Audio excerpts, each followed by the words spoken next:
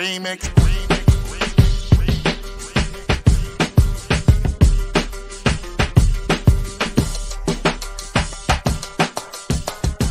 Remix. Remix. Remix.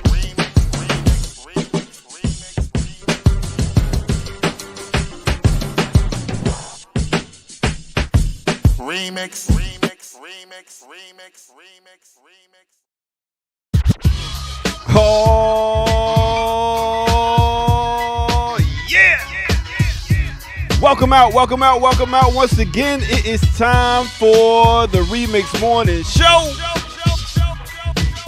Right here on Black Liberation Media, in case you didn't know. I go by the name of the Ear Doctor, and we are here to bring you that boom bap breakfast. Yes, it's what's needed. You need that nourishment to get you through the week, and we got you. All right, so I can't do this by myself, but right now, the rest of the hosts is still getting ready. Oh my God. Anyway, thank y'all for tuning in. We got a dope show today. Today we will be having Kim Brown, and we will also be having Kamal K. Franklin. But for right now, you got the Ear Doctor. So let me tell you about myself. Psych. Anyway, so we're pretty much waiting on the others to get here, but you know I don't never like to start late. I like to start on time, so therefore, I'm on time. All right. So with that said, we are going to be talking about, who knows? But I will tell you I got some reviews on the new album I listened to. I'm going to talk about that. Also, what else I'm going to talk about? All right, so boom.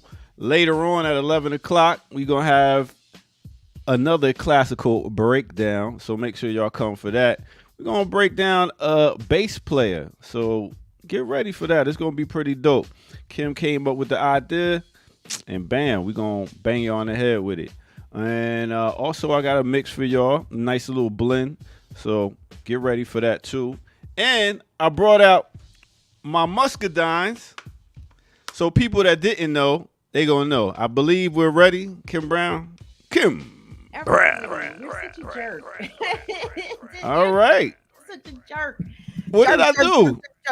I came on time. You saw me leaned over trying to put another earring in. Like you witnessed me. You could see me doing that. What did I do? I came on time. Whatever, man. That's why I couldn't work for you, boss. I'm only 5 minutes late. You gonna write me up? Hey, I mean, only 5 minutes. You ever had a muscadine? I don't even know what that is. What is that? Wow, it's only like a down south thing. It's like a grape with tough skin, and you just eat the inside with seasoning. Don't they make isn't that a wine? Don't they make? Yeah, a they wine make out of muscadine wine. Okay. Yeah, it's pretty good. And I got me some sour sop leaves. Yeah, so I can make my little tea. Curing cancer, one cup of tea at a time.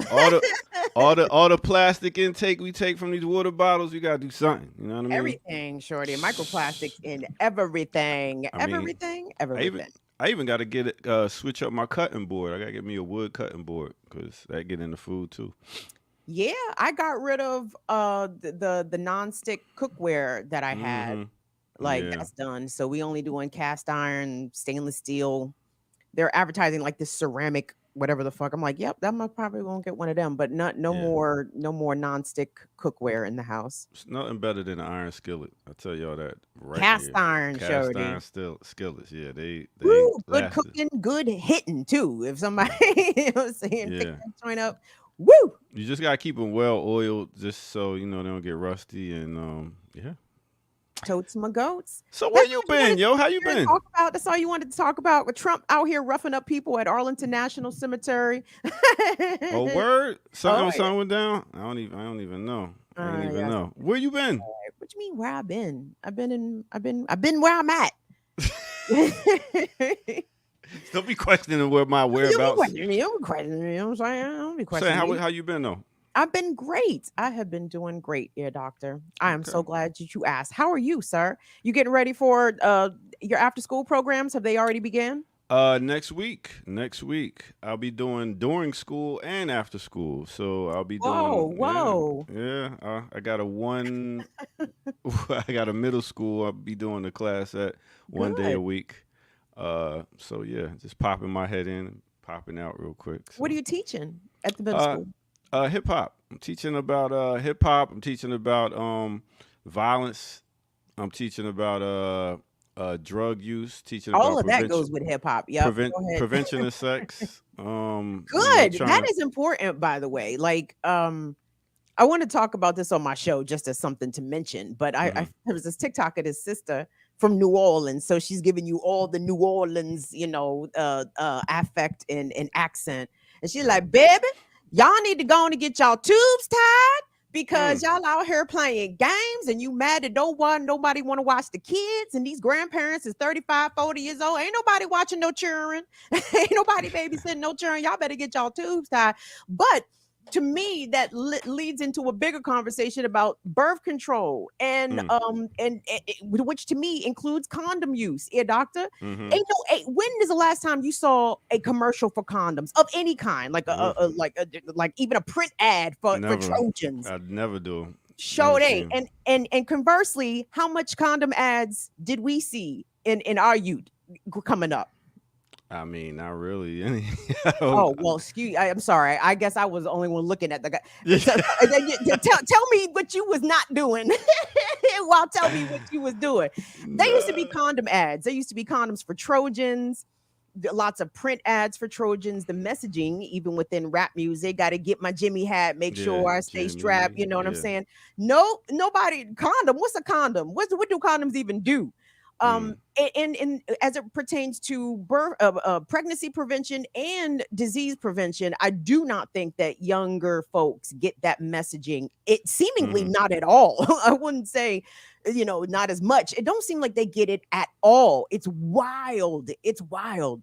Leah Boggs. You said a whole class. It must be a charter school. No, it's not a charter school. They actually bring me in through physical education, and I'm able to. Ow. You should have Yeah. looked a shot. That was a shot at you, and I mean, it's all good. I mean, I get in where I can fit in. You know what I'm saying? They oh, allow it, and I'm gonna get right up in there and teach what they not teaching. tell So, me how you're going to teach the kids about that. Like, I'm what curious. part? Well, the sex part. How do Oh, you? playing different songs they listen to and asking them what do y'all feel about that? Have you ever sat down and actually listened to the lyrics? I'm gonna take the beat out and let them just listen to the acapella. But what And if in the lyrics they're discussing things that kids might be reciting the words to, but they actually don't know the we'll talk meaning of? we'll talk about it. Uh okay, okay. I Yeah, mean, what's the joint that the old girl sing? What's I don't know one of them sexy little red who talk about the pink and the stink. booty. Yeah, booty hole brown. Pink, yeah, I mean, are you going yeah. over that with the oh Oh, shit? definitely, definitely. You go over that stuff like that and be like, is this is what it takes to sell records nowadays? You just have to talk about these certain things? Is it all about every time I listen to a song now, it's got some type of sexual lyrics in them, and I'm just You like, want the it's children all. to identify the sexual lyrics? Tell me, I'm not You following, have to come to my class, Kim. nigga.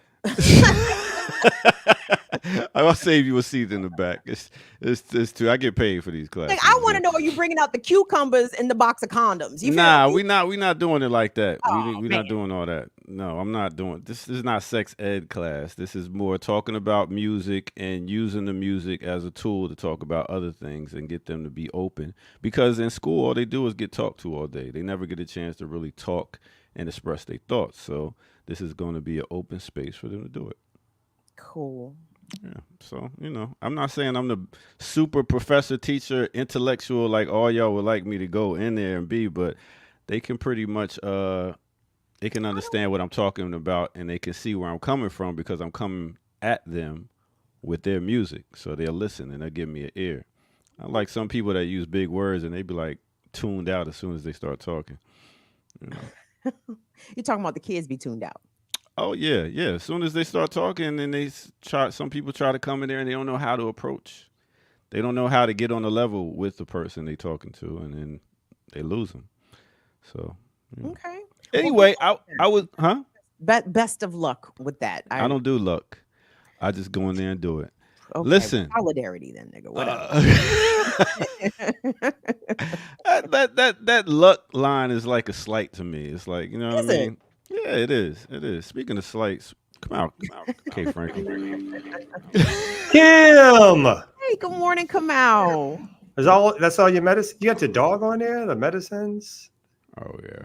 next to the dog. Is that dog dead or that's a live dog? Whoa, whoa, That's a picture whoa. of a dog in the back. I know it's a picture. I mean, is it a picture of it like, when the dog is deceased and they keep the picture? Oh, that's a dog thing. Oh, my bad. I'm sorry. See, my studio is also my dog feeding and medication Oh, station. So that's all for the dog or you?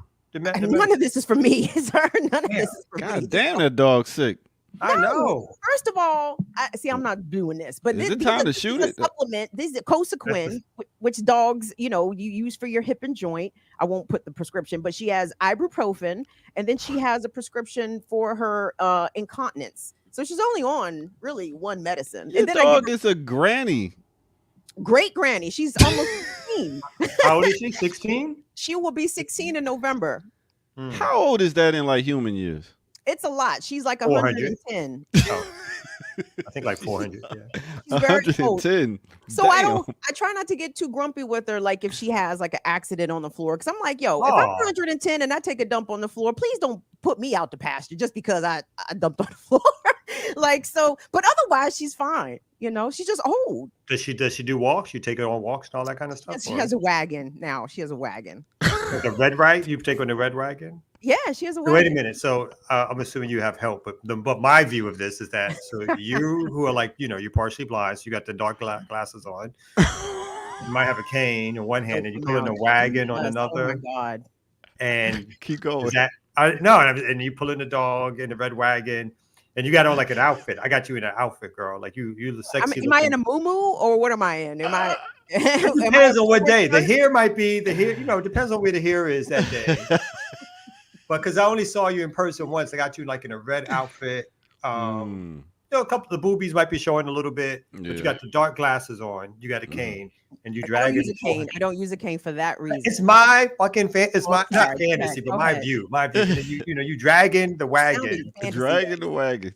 Well, no, it'd be a different story, fantasy. But then the dog is pooping in the wagon, kind of. Oh no, she doesn't poop in the wagon. She has class out here. I mean, she's got class. She's not uncultured.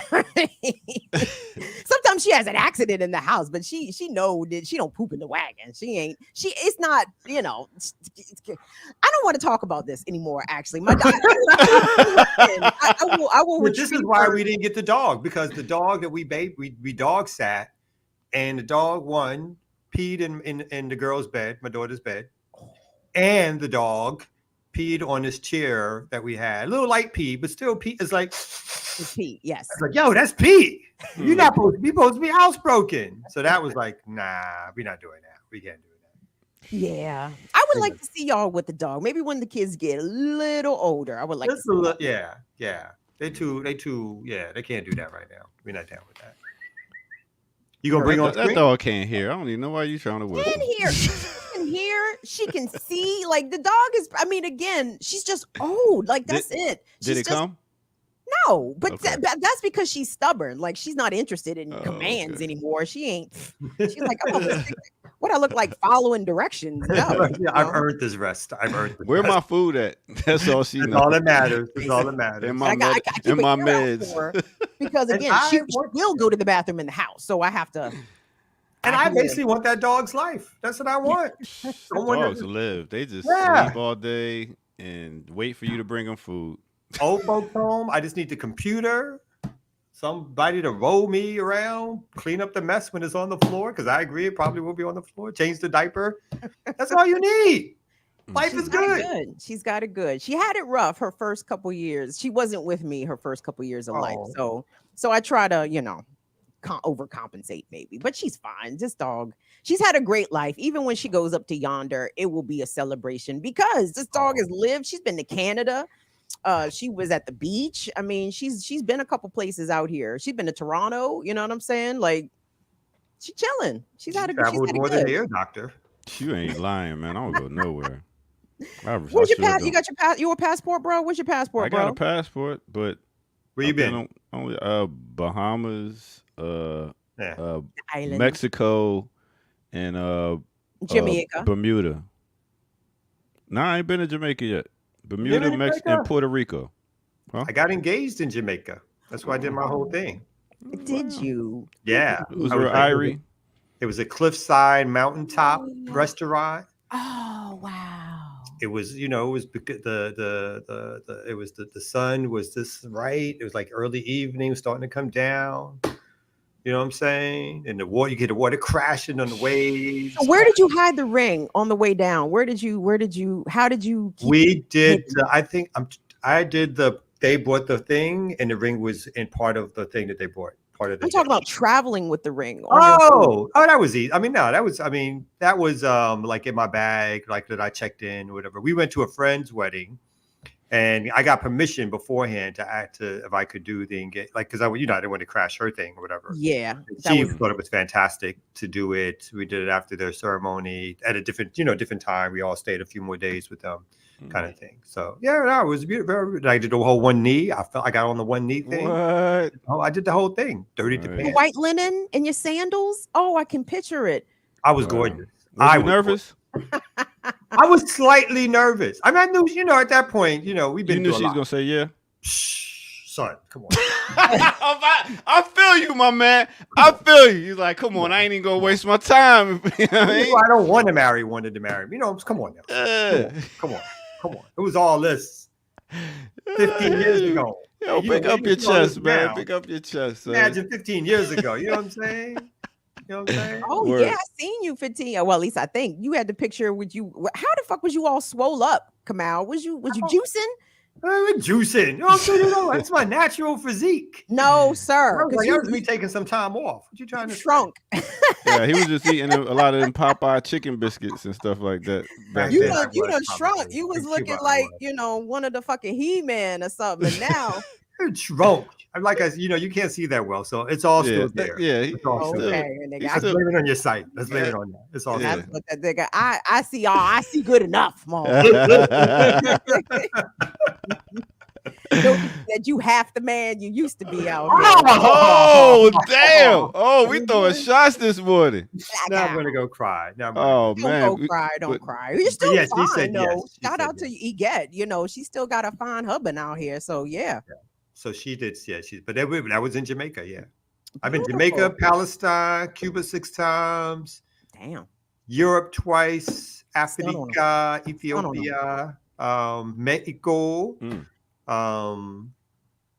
Puerto Rico a couple of times. trying to think. There might be a 2 or 3 more thrown in there. Hawaii? I've been to Hawaii. Yeah, I bet. I see you look like a Hawaiian. I didn't can like see- Hawaii though. Yeah. Let me take that back. It's not that I didn't like it. I didn't get to Expensive. see a lot of it. I just Oh, was. okay. Well, it was a. When the nonprofits that do the expensive trips. Mm. I was working for this. It was their board retreat, staff and board retreat. We got nothing to do with In fucking Hawaii. Hawaii, and they were like, I was like, whoa. That was one of those things. I'm not calling no names, and I was working for them at the time. But even then, I was like, it's a lot of fucking money for. Yeah. There was barely any Or retreating. retreat. There's Yeah, barely any there's retreat. a lot of redrinking. There's a lot of redrinking. I was like, there's a lot of money to be spending. A lot of money. Oh, So Kim said, I'm out of here for a quick second. I got to do something with the dog. It's probably yeah. All right. But Well, I went to Hawaii. So yeah. okay. Well, when we come back, I guess after this break and Kim get her camera and stuff together, we ask Kim where she's been. True. Outside of Baltimore, I don't know. But we'll find out. All right, let's take a quick break and come back right here on the Remix Morning Show. Let's go.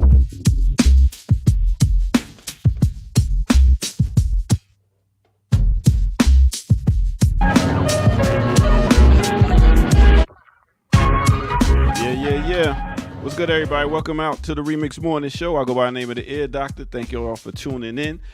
Hit that like button and subscribe if you're new to the channel. Also, go to patreon.com, become a member over there, and get footage that's rare. And please make sure y'all go to our website and donate and check out all the things we got. You go to blackliberationmedia.org. That's blkliberationmedia.org, and check out our other YouTube Remix Morning Station. Go over there and subscribe for us so we can get those numbers up. All right, so boom. Let me do a segment right here, which I call Our Business. In Our Business, we talk about black business. black business as of what happens in the black community. So what's going on in the black community? Right now, we got a little bit of beefing going on with brother Dr. Umar and DL Hughley. But this is what Umar wants. Okay, I want a debate. DL Hughley, will you debate me on your radio? Steve Harvey, will you debate me on your radio? Ricky Smiley, will you debate me? I'll debate all of you separately or all three of you together. Since y'all run black radio and I run black consciousness, it's only right we have a clash of kings. Y'all called the kings of comedy, right? Let's call it the Kings of Comedy versus King Kong consciousness. I'm ready right now. Intellectual Ifa Tunde is ready right now. Whoa. All right. So he's ready for this debate, I see. And what happened is your boy DL was like, yeah, we can have a debate as long as it's in the cafeteria of your school. You do not go against a comedian, man. They got jokes. But then Umar came back and said, listen, the school is ready. Let's do it. So we'll see how that go. Anyway, black business going on in the community. Let's get back to the Remix Morning Crew and talk about it right here on the Remix Morning Show. Let's go.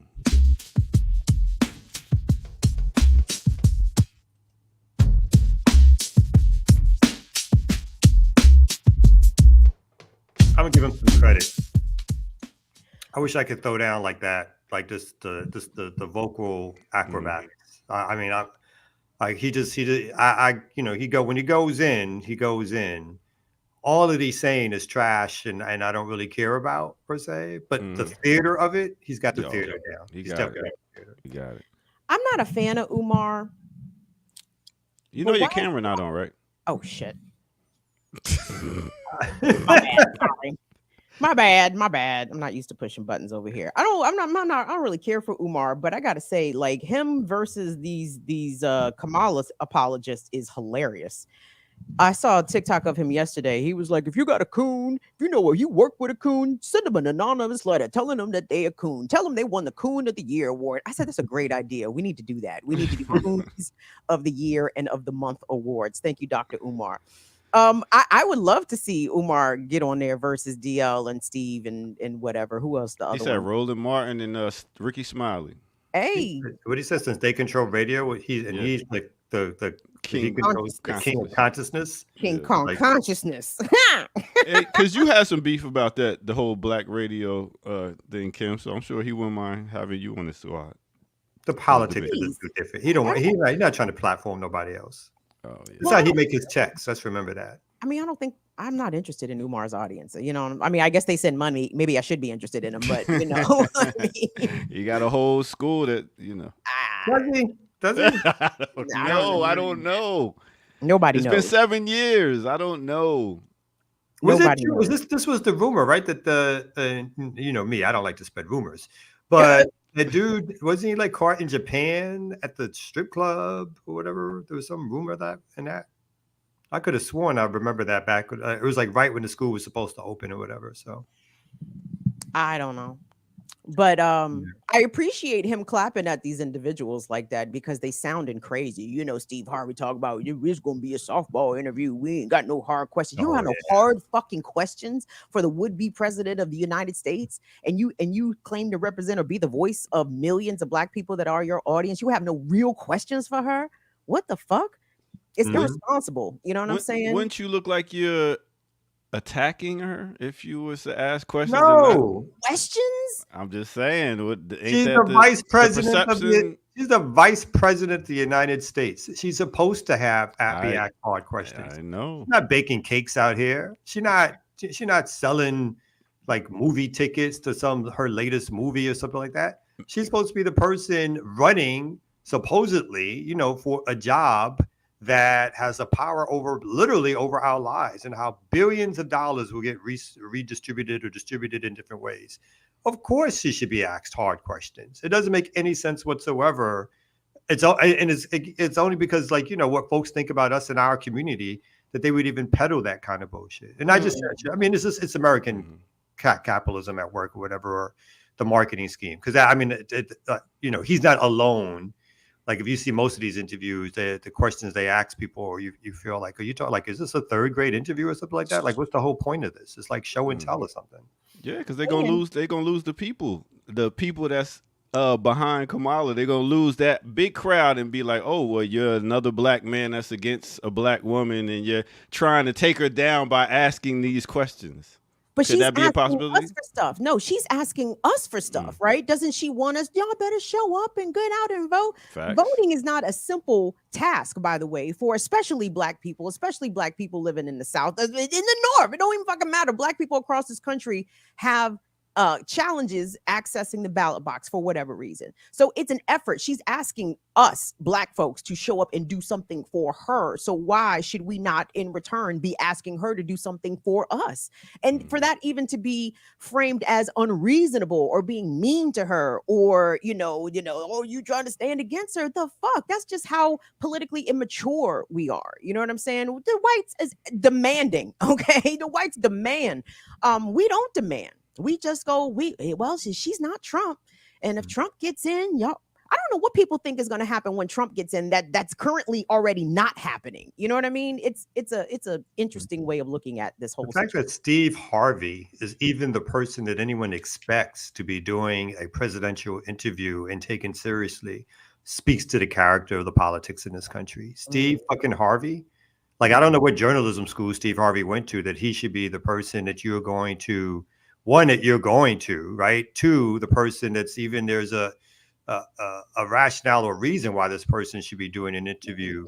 But if he's going to do it, the very least, if he's going to propose, like, it's not even like if he's going to position himself, and he is allowed to position himself as somehow some serious interviewer at this particular juncture in society, of course he should be asked. I mean, it's just rhetorically stupid of him to say that and to try to get away with it, because it just exposes again the way in which mass media works, the way in which pop culture works, and the way in that politics works in the United States, or it doesn't work in the United States.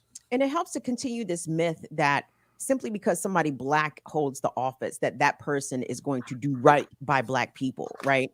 And I'm just so confused at how people are either misremembering or not remembering at all the Obama years. We had 2 terms of Obama, black folks. What did we get? Oh, we got the Affordable Health Care Act. Cool. How about your healthcare premiums? What they looking like after the ACA passed? What your prescription prices looking like? I mean, the tangible material thing that was gained by black people under Obama, people have a hard time telling me what that is, right? So my point is, we've already seen this game. This game has already been run on us. So we're just gonna go for it again. We're just gonna go for it again.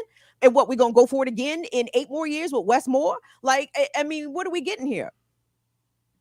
No, you're right. That's what people do. People go for it because people continue to and again the excitement that's been generated around her all of a sudden, it's all made up, and it's the clearest example of the big show that we've ever seen. Like, I think in a very long time. Again, this person who received, I know this is also a Republican talking point, but I think it's so true. Like, this person who has received not a single vote from anyone to be the president of the United States, didn't go through any nominating contest or anything, was able to propel themselves, and later donors and everybody else propelled her to the lead of a ticket. Somebody who couldn't even, when they ran for president, win a single delegate. They handily got beat in a debate by, what's her name? Tippy. Not even Marianne Williamson? No, the one that turned Republican. Oh, the one that called Tulsi Gabbard. Yeah, I was like, she out-talked you. You know what I mean? Like, you couldn't. she left flanked you on the debate and made you look bad and shit. So, and that person is now propelled to be some sort of sensation and idol that we can't do without, or the next Obama. It's just crazy. It just shows how marketing works, how the whole the scheme of how politics works is is nothing about the individual, nothing whatsoever. It's just it's a mannequin, and you could dress that mannequin up, and you can make that mannequin perform in certain ways. I mean, and again, the Democrats are not the only example. Bush is a perfect example of this. Bush knew nothing and did nothing, and at the time before Trump, had to be thought about as the dumbest human being possible to be running a country. Like, just, I mean, people thought that Bush was just like a clown, right? Incomprehensible at times. It's like, who is this dude? But a machine was put around him to make them a serious challenger, and somebody who actually won the presidency again twice. So, you know, before Trump came along, it was like Bush was the standard of dumbness. Yes. And then Trump came along and just broke all barriers for what can be considered stupid. That's why I'm saying we just voting for mascots of corporations. It's just puppet heads. They ain't not. So, That's right. You're not wrong. You know. Oh boy. Politics, I tell you. They waiting for Ear Doctor and Kamau Franklin to run for office. You know what I'm saying? Never that. I'm good.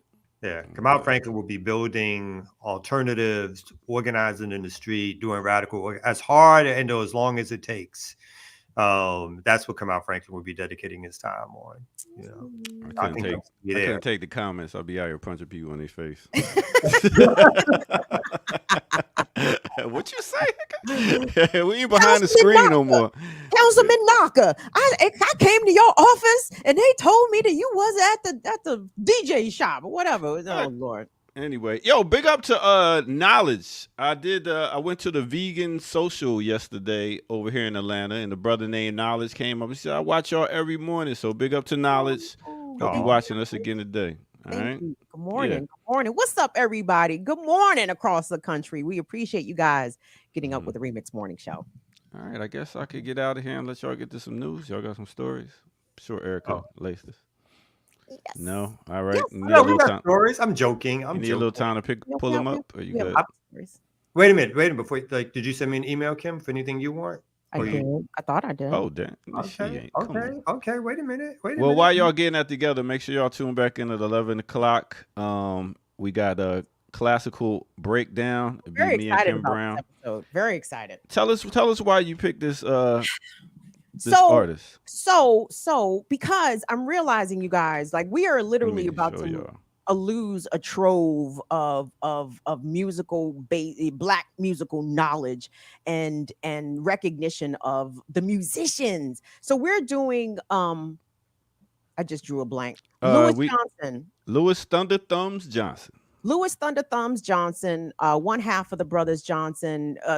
Why he's an ancestor now, but Thunder Thumbs. If his nickname is Thunder Thumbs, aren't you interested? Doesn't that immediately pique your interest? And he was a studio session player on a lot of big records in the 80s for, you know, the likes of Michael Jackson and P.O. Bryson, and I mean others.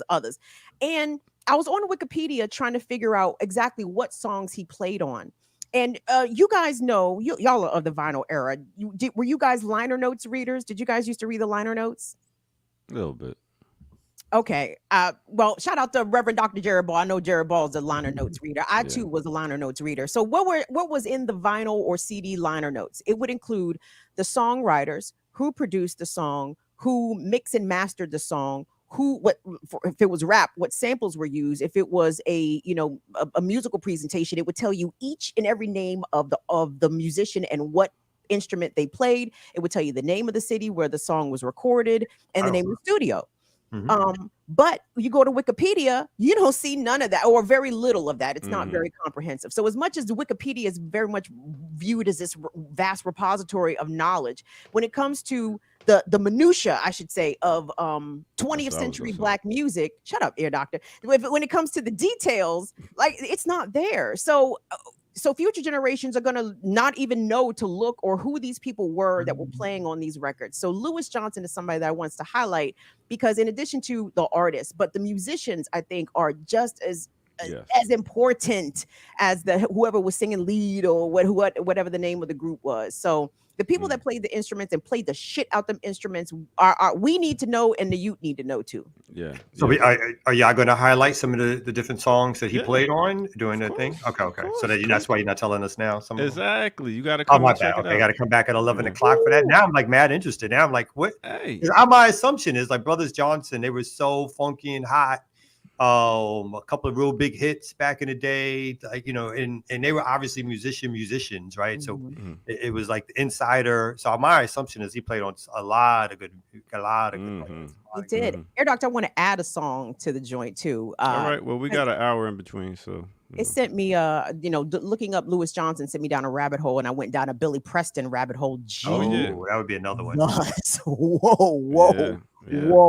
Whoa. All right. Well, we're gonna get it. Y'all could come back at 11 and get some of this minutia. I'll check y'all later. Peace. Did I use minutia right? See, now he got me questioning. You used it right. Okay, He obviously doesn't know what he's doing. So yeah. No. Oh Lord. Okay. Come on. I'm so happy to be on with you this morning. Me too. Glowing, lovely face. How the kids doing?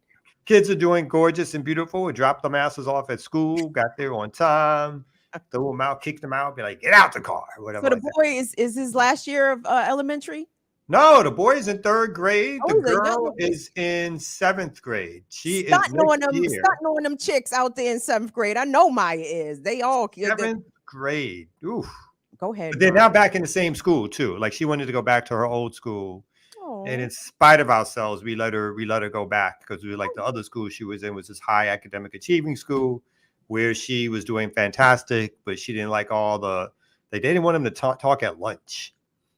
And even I was like, oh, goddamn, no, like when do the kids get to talk? I mean, they're like 11, 12 years old. What else they going to do? They want to rat That's chat it all up. they want to do. That's what I was saying earlier. These kids can't even talk in school. Yeah, that was a bit, even for us or me, that was like, oh, that was a bit much or whatever like that. So she wanted to go back to her old school, which is a decent school. We like it. Caleb's already there. So we were like, all right, we'll let you go back to the school or whatever. As long as you don't drop off in them grades, you can go back. Whatever. I'm so impressed. I'm impressed with the whole equation. I'm impressed with Maya for having some self-assuredness and autonomy to know what she believed was best for her. And I'm so impressed with her parents who were receiving to that information and let her kind of make a decision, of course, with your guidance. That outstanding parenting, Franklins. I love that. Good job. We are great parents, particularly one of us in particular. Time will tell. We'll see. That's true. It is way too early. 10 years. No, you're right. You're right. I take that all back. It is way too early to take credit. No, you are extremely correct. Right now, I do have some bragging rights. I don't say this out loud too much, but I look at some other people who I know and I look at their kids. I'd be like, I got you. Oh, shit. In your head, you do that a little bit. You go like, I do that too. I do. You do that too. I do. It may be terrible to do, but I like in the slide. Damn, your kids ain't got no manners. Just walking here. Speaking of, wasn't my daughter delightful when I took her to the dinner thing? Yes, when she looked up from her screen. Yeah. Well, what's she going to do? Engage?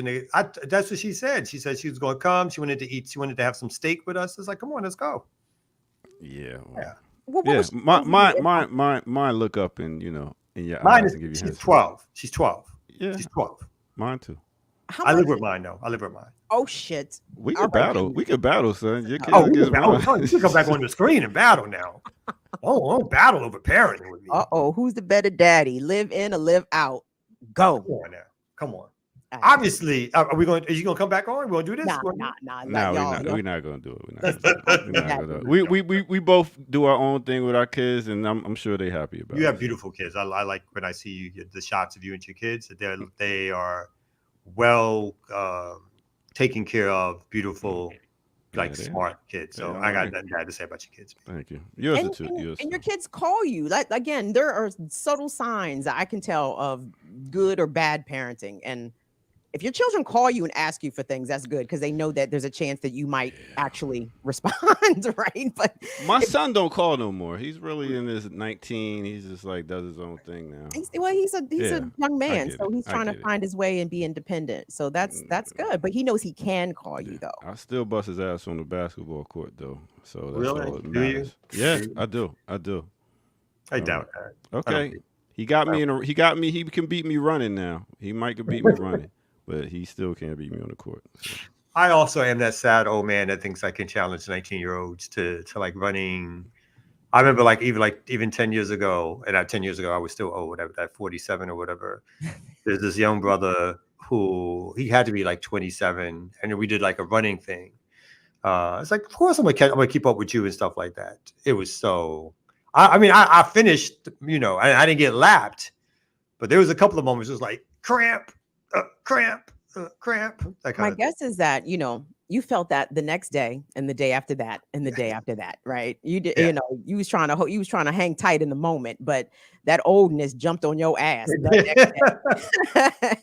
The ankles was hurting, the foot was hurting. It's like, ooh, I'm gonna need a little break from that. But anyway, I was headed.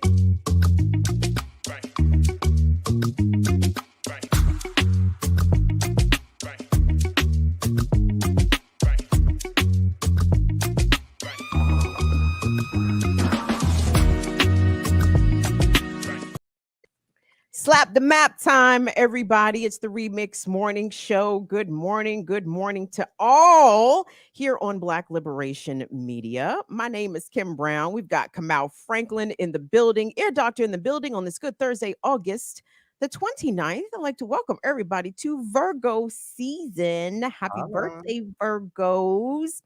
I'm a fan, Virgos. I'm a big fan of the Virgos. Y'all have, usually good taste and well-organized thoughts, and I appreciate the work ethic of the Virgos. Virgos are very on point folks. So shout out to the Virgos and shout out to everybody else. What's that number one birthday sign? I said, what's that number one birthday sign? Scorpio. Is it Scorpio? Yes. No. Is it Leo? Yes. No. Is it Gemini? No. Is it Libra? No. It's your birthday. Let me stop.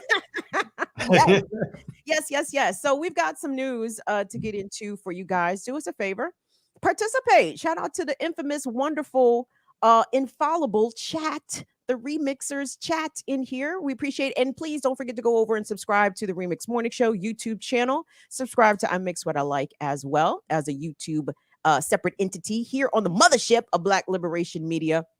We still pushing and prodding and doing what we can in these waning days of Black August. So please support the programming that you see here by going to patreon.com/Black Liberation Media. You can also support us on Cash App or at blkliberationmedia.org. Become a sustaining member where you can, help us out on an ongoing monthly basis. We certainly appreciate it. Kamau, do you have any updates on that front? Well, I'm very disappointed. Oh, wow. Very disappointed on that front. Whoa. Last week I was very happy. This week, not so much. We're gonna talk later. People claiming they got rent to pay, they got mortgage, they got food, they gotta buy shoes for their kids, all this other things that don't really matter, of course, in real life. What matters is that they donate to Black Liberation Media. So I feel like it's going down a little bit as I watch in terms of the website. People, medical bills, they claim, I don't understand what's happening here. So, yeah. What's happening, Kamau. Capitalism is happening to us all every day, every second of every day. And the fact that we get any support is extremely appreciated. Big, little, small, it doesn't matter. Even the free support is appreciated. Maybe not by Kamau, but by me in particular. I appreciate the free support. So comment, chat, like, engage, subscribe, send people the content. Do the things that you can right here for Black Liberation Media. So thank you. You're very good at that. All right, I got your story pulled up. You want to start with your story? I hope it's the right story. I think it is. Florida deputy charged? Yes. Right. So there's been so many, unfortunately, it's difficult to keep up. But for those that were paying attention earlier this summer, a senior airman named Roger Fortson was murdered in his home by a sheriff's deputy. Roger had answered the door because long story short, fuck it, let's go to the package. But it was unclear whether or not the Florida deputy was initially going to be charged with murder because he claimed he was in fear for his life. If you saw the body cam footage, which was released, impossible that this cop feared for his life when Roger Fortson answered the door with his pistol in his hand, pointing down, finger off the trigger, which I thought, legally allowed to do. But I know, constitutional rights don't actually apply to Black people. So we're not actually allowed to possess guns legally or otherwise without cops fearing for their life. So this cop has now been charged in this murder. So here's the update. Tonight, the Florida deputy who fatally shot senior airman Roger Fortson in his doorway now charged with manslaughter with a firearm. Sheriff's office, open the door! Okaloosa County Deputy Eddie Duran was responding to a domestic disturbance call back in May when he approached Fortson's apartment in Fort Walton Beach. Duran's body camera video showing the 23-year-old airman answering the door, a gun in his hand, pointed toward the ground. Within seconds, the deputy shooting Fortson repeatedly, killing him. Duran, later fired by the sheriff's office after an internal investigation determined his use of deadly force was not objectively reasonable. We deserve justice. My brother deserves justice. For months, Fortson's relatives demanding that deputy also be charged. Tonight, in a statement, the family saying in part, "Nothing can ever bring Roger back, and our fight is far from over, but we are hopeful that this arrest and these charges will result in real justice." If convicted, that deputy could face a maximum sentence of 30 years in state prison.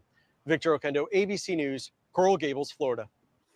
I'm not clear whether or not he is was he given a bond? Is he in jail? I'm a little perturbed at the omission of that detail from that package. But it's been a tragedy for this family because obviously they suffered the loss of Roger. And I do believe that the family, which is based out of Atlanta, the mother lost another son, I think even maybe a month after this incident with Roger. And he was killed in a gun violence incident in the Atlanta area. So it's been compounded, obviously. And I think Crump is representing the family for whatever that's worth. But the charging of manslaughter, what are your thoughts here, Kamal?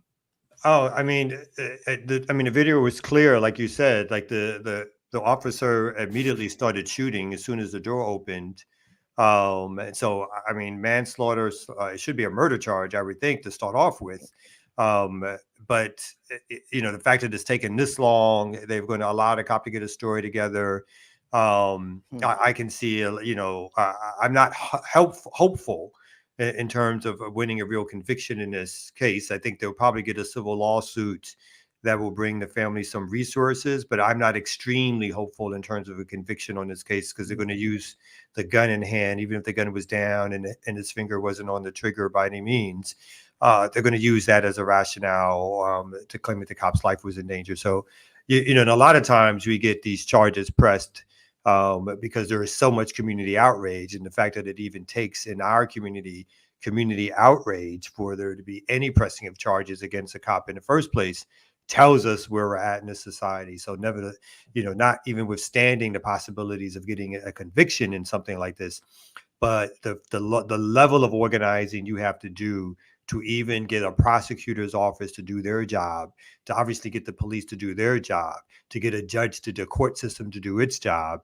You know, it's Herculean, right? It's the reason why people get so tired day in and day out of, like, you know, what you have to do to get one particular victory, and you know, not even withstanding this whole systemic thing that you also need to be fighting for, that we also need to be fighting to change. But to get one person charged takes so much effort. You have that family out there. I'm sure there's been multiple press conferences, multiple marches and demonstrations, interview after interview, all to get the state, to get the prosecutor, to get the city, to get the government apparatus to move, even to get this person indicted or charged. So, you know, we should just continue updating the story, because I think it's going to be something that may not play out the way in which we would like it to, because my suspicion of what they're going to say, because the person came to the door with a gun in their hand. In Florida, though, you know what I'm saying? Like, for the cop to react that way, it's like you don't see people with guns in Florida. It's uncommon for a person to come to the door with a gun in their hand, again, pointed down at the floor, not pointed at anybody. And again, the reason why Roger answered the door with a gun in his hand, because he wasn't clear who was at the door.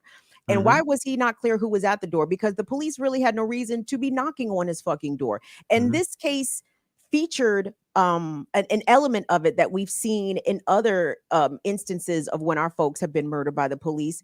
The cop was sent to the wrong address. Okay. The full body cam shows a white woman greeting the cop when he arrived, and she's giving him this information. Yeah, this apartment, they've had a lot of domestic violence there. I'm paraphrasing, but not. But And so she sent him to Roger's door, the wrong fucking door, right? And this happened with John Crawford in Ohio. It happened with Tamir Rice in Ohio also, where some cracker calls the police because it calls the police on a black person not doing anything wrong, not committing any crime, not even causing a disturbance. And the police arrive and murder this black person. And there's no consequence or repercussion for the fucking piece of shit who called the cops with bad information in the first place. It's disgusting. And it gives me Carolyn Bryant energy in a way. You know what I'm saying? The woman who set the mob out on Emmett Till. Like, Emmett Till didn't do anything, but based off the word of this white person, here come the cracker cavalry to enact some blood justice. It's gross that there is never no consequence for the person who sent the police in the wrong direction to begin with.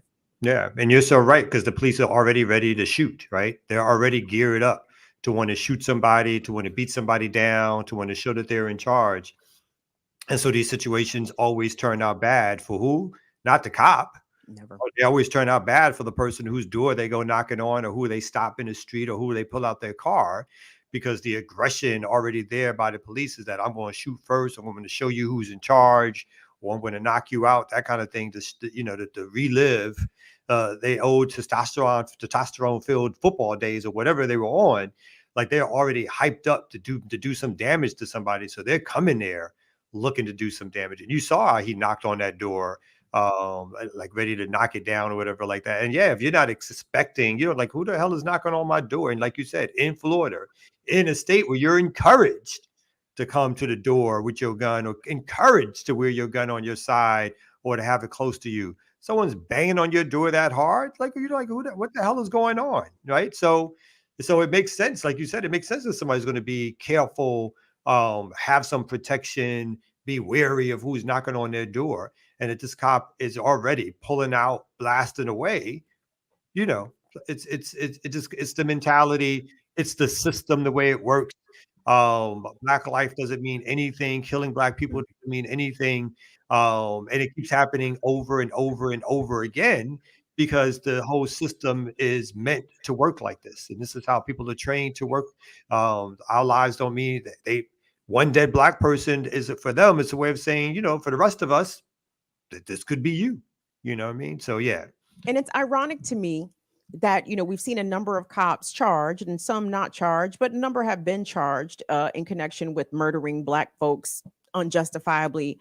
But it doesn't seem to discourage them, right? They don't seem to stop trying to kill us. And it's kind of the same principle. Like, laws don't really work to discourage people from doing shit, right? So this insistence that we have stricter laws passed on the people, whereas the police themselves don't even adhere to laws, or even seem to be fearful of any lawful repercussions. They continue to do this in spite of a handful of them being, charged and hopefully convicted in this case for the murderer of Roger Fortson. Yeah. Well, as a slight companion story to that, story I just pulled up: Judge rules Breonna Taylor's boyfriend caused her death. Oh my God, throws out major charges against ex-Louisiana officers. Louisville. I'm so sorry, Louisville officers. So it's a federal judge has thrown out major felony charges against two former Louisville officers accused of falsifying a warrant that led to Breonna Taylor's door before they fatally shot her. Let me read that again. Officers accused of falsifying a warrant that led police to Breonna Taylor's door before they fatally shot her. U.S. District Judge Charles Simpson's ruling declared that the actions of Taylor's boyfriend, who fired a shot at police the night of the raid, were the legal cause of her death, not a bad warrant. Federal charges against former Louisville Police Detective Joshua, I think it's Janes, and former Sergeant Kyle Meany were announced by U.S. Attorney General Merrick Garland in 2022 during a high-profile visit to Louisville. Garland accused the two officers who were not present at the raid of knowing they had falsified part of the warrant and put Taylor in a dangerous situation by sending armed officers to her apartment. But Simpson wrote in the Tuesday ruling that there is no direct link between the warrantless entry and Taylor's death. That makes no sense whatsoever. Not at all. Simpson's ruling effectively reduced the civil rights violation charges against the two officers, which carried maximum sentences of life in prison.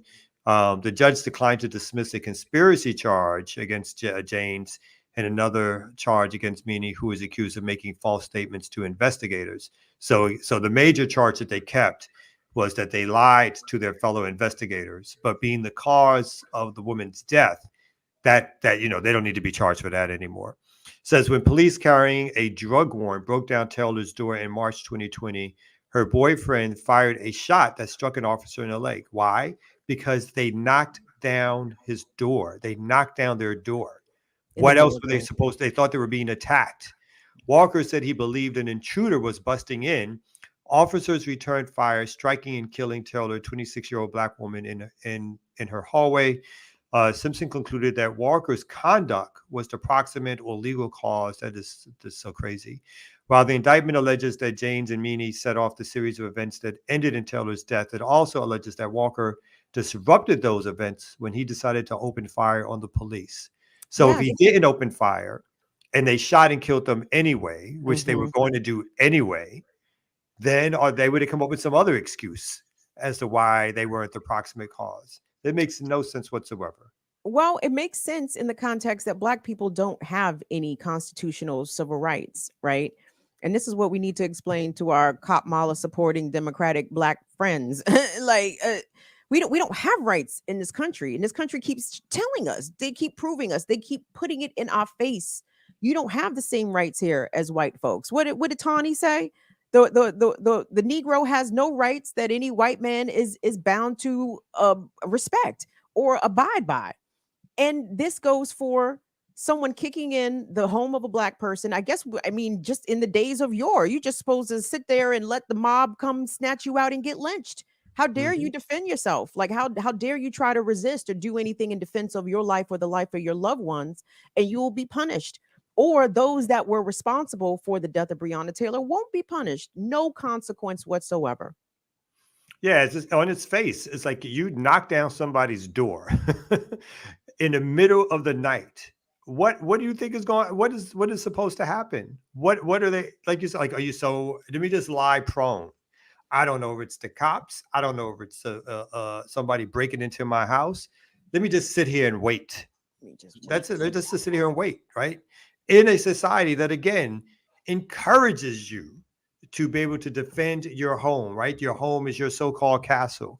A society that encourages you to purchase guns, to have guns, to defend yourself as an individual, that says, don't tread on me. Anybody and everybody has a right to defend themselves except one species of human beings, and those are Black folks. So Black folks defend themselves against somebody invading their home. The cops kill them and they get charged, or they're denied the act of defending themselves as some intervening event that is the cause of the cops killing, murdering Breonna Taylor.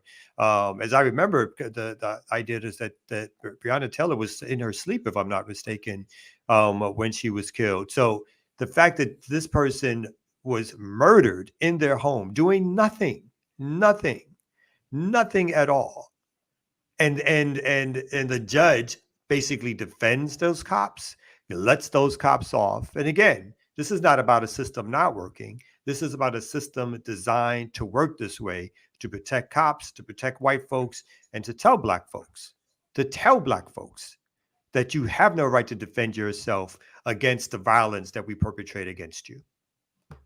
Yeah, and your little Second Amendment rights that you thought you had, you'll be a legal gun-owning citizen, someone who is permitted and licensed to carry. Yep, that's just paper. that doesn't mean anything in the moment, because if you guys remember, Breonna Taylor's boyfriend, he was charged in the immediacy after Breonna's murder. I can't remember what the charges were, but they were eventually dropped because, again, ridiculous on its face that this man did not have a legal right to self-defense with a firearm when people are forcefully coming into his house.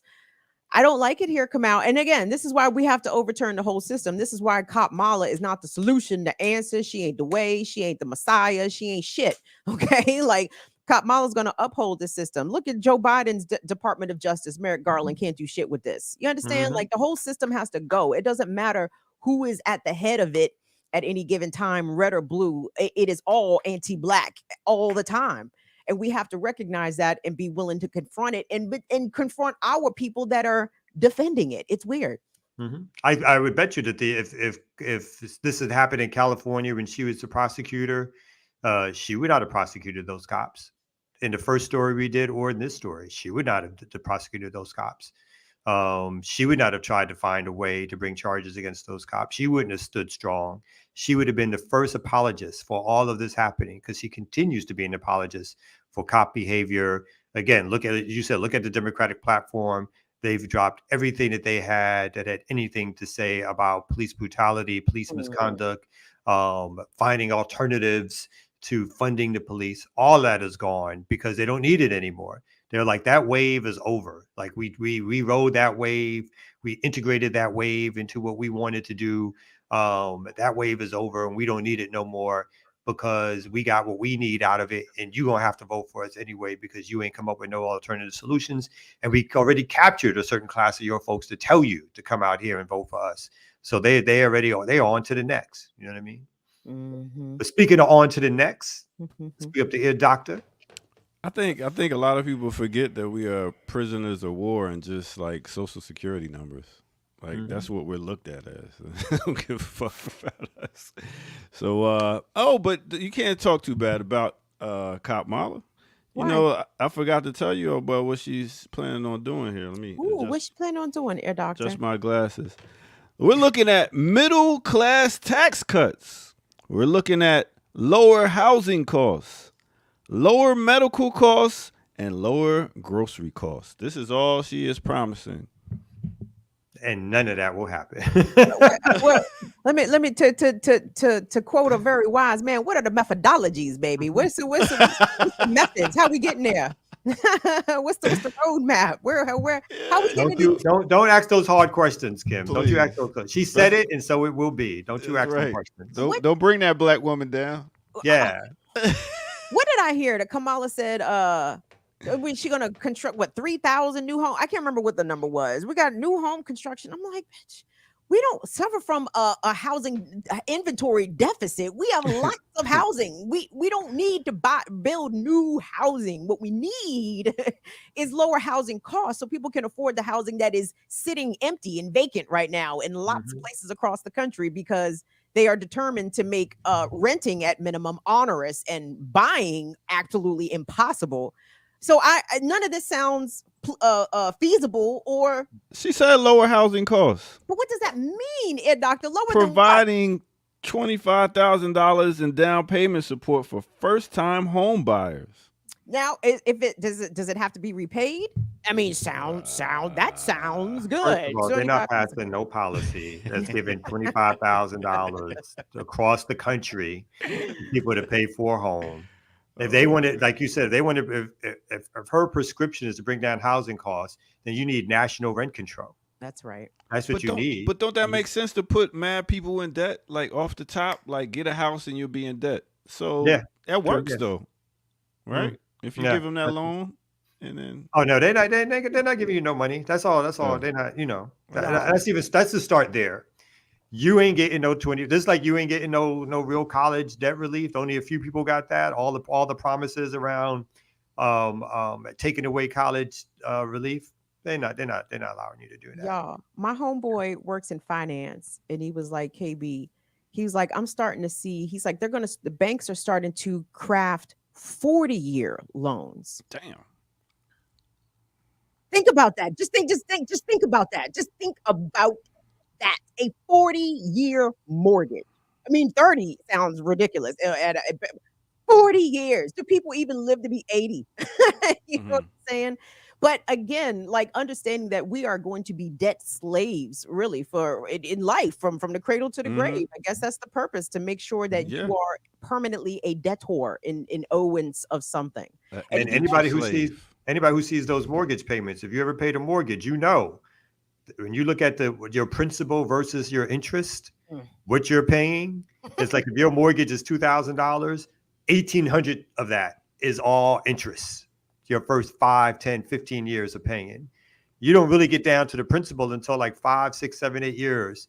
But that first, all those upfront payments, most of that is all the interest. So they get all that interest up front on you, claiming that you own something that you don't really own. You know what I mean? And that's why the market is all about selling, because you get it, you hold it, then you try to sell it so that you can, hoping that the market goes up. But if it don't go up, you stuck.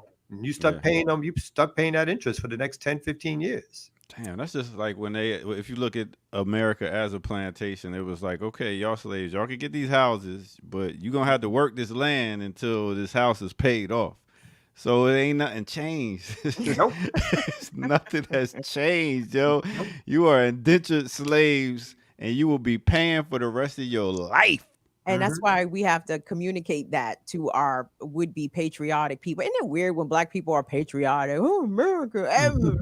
What? So I mean, again, what patriotic? Why? Where? For who? For what? I mean, we owe no allegiance to this country. This country has shown no allegiance to us. Anything that we do have, we had to fight tooth and nail, blood, guts, and everything for it. They didn't just give it out of the goodness of their hearts. They didn't realize the error of their ways in mistreating Black and brown folks. No, any relief that we got is because we demanded it and fought for it. So there's nothing. What has America done so good for you or to you to engender all of this loyalty and weird misplaced patriotism? It's strange. You got a certain amount of freedom.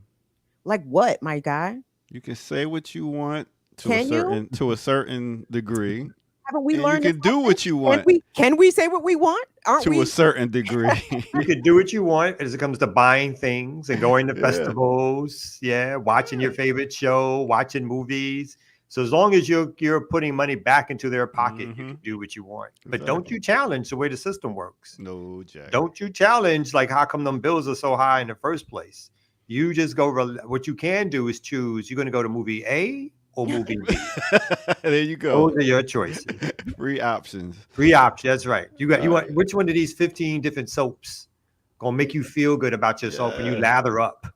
Those are your choices. Which one of these commercials we threw in front of you that makes you think, oh, if I wear Nikes over Adidas, over Reeboks, ooh, I am so cool. Which one of them choices that really, really, really matter in your real life? Those are the choices that you get to make, not how the money that you make and you earn and you produce for this society gets spent. Those choices, that's none of your business, right? That's how we're treated. And you're right. Those same patriotic people, though, when you get them one-on-one behind the scenes, they talking mad shit about America. They in your ear, they got mad shit the way, But it's almost like the people half the time admit, Black folks I know, half the time admit it's a hustle. Or half the time they're missing, they're at least they're saying to you, like they just think they got to maneuver like this to get some things done. They don't believe half that shit they say themselves. They know they can't believe it, particularly ones who are well-read. But they do it because that's where that's where the coin is, or they're rationalized for themselves that this is how you play the game, that kind of thing. So it's a lot going on up in there. That's why it's so hurtful for me sometimes when I see some of the people who I've had conversations who they know what America is. They know what America is. Popping that shit about voting for Kamala Harris. I was like, are you crazy? Oh, you know better than that. Oh, man, the black sheeps. That's what we all are. But let's go ahead and take a quick mental health break after all that killing and stuff. Just now you got to play Black Sheep. Now I want to hear the choice is yours. Look at that perfect timing. You know what I'm saying? Well, if I had it put together, I would. One-hit wonders. Yeah. No. Oh, they not what they got. Strobe Light Honey and flavor the month. Stop playing. They got 3. Come on. For the flavor. Ooh, I forgot I remember that. You really got to go. See, they got 3 songs. I remember, but come on. Okay. All right. Come on. All right. Engine. One album. Number 9. Come on. One album. All right. Let's take a quick break right here on the Remix Morning Show.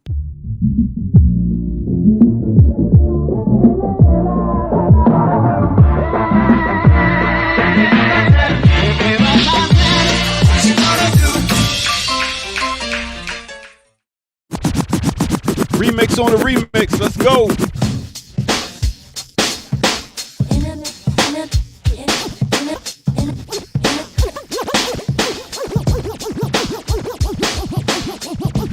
another day now, baby. I seem to think of only you. Yeah, never thinking for a moment, baby, that you've been thinking of me. Yeah. So I can't wait for the day that we can be together. I can't let you walk away. Can't you see, you and me wanting to be your baby? And there's nothing left to say. Can't you see what you do to me? Come on. I love what meant to be. You are made for me. All right, let me take you to a time and place, y'all. Let me take you back to 1995. We talking about the album, the infamous artist Mobb Deep. Name of the song is Temperature Rising. Will feature artists Crystal Johnson and Crystal Nicole. All right, let's mix that with some more 1995. We talking about Total. That's right. Off the New Jersey Drive Volume 1 soundtrack. Can't You See? That right there had also Biggie Smalls on it. So there you go. A little remix on a remix.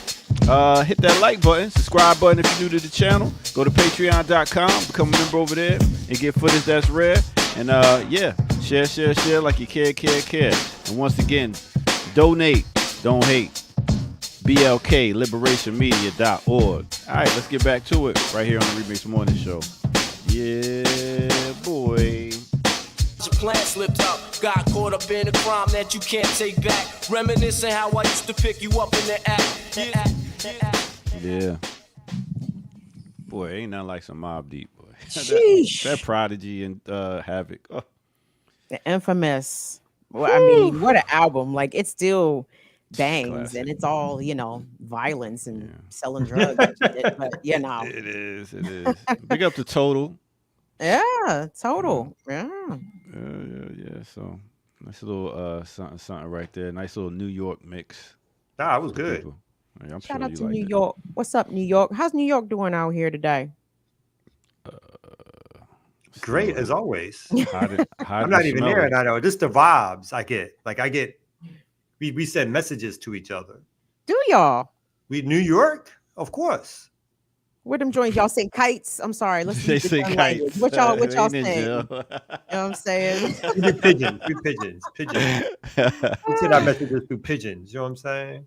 I gotta you gotta credit New Yorkers because they exported their culture, the slang, like everywhere. You know what I mean? And I've never been to Brooklyn. I can name you 10 hoods in Brooklyn. Never seen it. Exactly. Now we can only do that for the revolution. If we could only do that same thing for the revolution. Yeah. But Brooklyn, we dominate. I don't know. Queens niggas run y'all Brooklyn niggas. Ask Mr. Simmons. That's what Nas said in Ether. Yeah, I said, whoa, some of these lyrics ain't holding up, bro. Yo, speaking of drug-induced lyrics and stuff like that,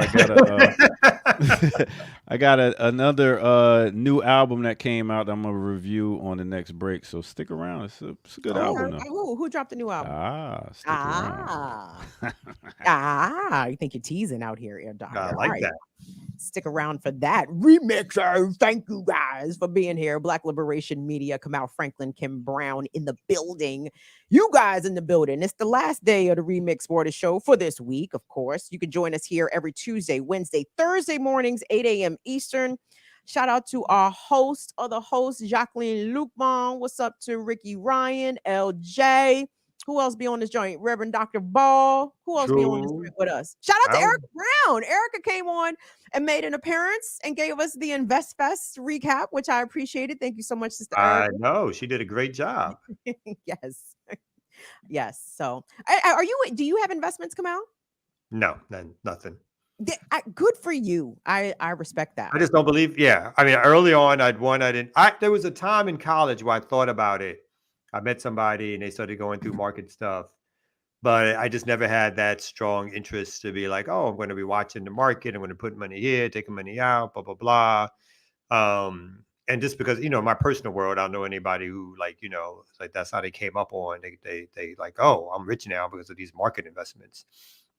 So no, I've never done that personally or individually.